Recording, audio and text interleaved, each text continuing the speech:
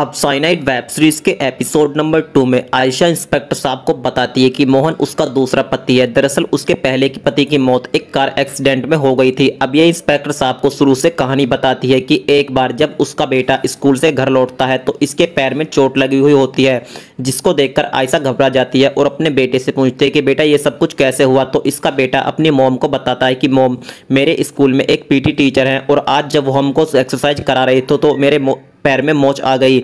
इस बात को सुनकर आयशा का दिमाग खराब हो जाता है और वो सीधे स्कूल में आकर पीटी टीचर की क्लास लेना शुरू कर देती है और इनको बताती है कि आप कैसे टीचर हो, आपको पता होना चाहिए कि बच्चों को उनकी उम्र के हिसाब से ही एक्सरसाइज करानी चाहिए और आज मेरे बेटे के पैर में मोच आ गई, आइंदा ऐसी गलती दोबारा नहीं होनी चाहिए। और दोस्तों यहाँ से चली जाती है। अब रात को आयशा अपने बेटे के पैर में मालिश करती है तो इसका बेटा मुस्कुराकर अपनी माँ को बोलता है कि माँ, इसमें सर की कोई गलती नहीं थी। दरअसल आज जब मैं स्कूल में दौड़ रहा था तो दौड़ते दौड़ते मैं गिर गया और मेरे पैर में मोच आ गई। तो आयशा अपने बेटे को बोलती है, तो बेटा आपने झूठ क्यों बोला? तो इसका बेटा सॉरी बोल देता है। अब अगले दिन आयशा पीटी टीचर से माफ़ी मांगने के लिए इनके पास आती है तो ये बोलते हैं कि माफ़ी से काम नहीं चलेगा, चलो कॉफ़ी पीने चलते हैं।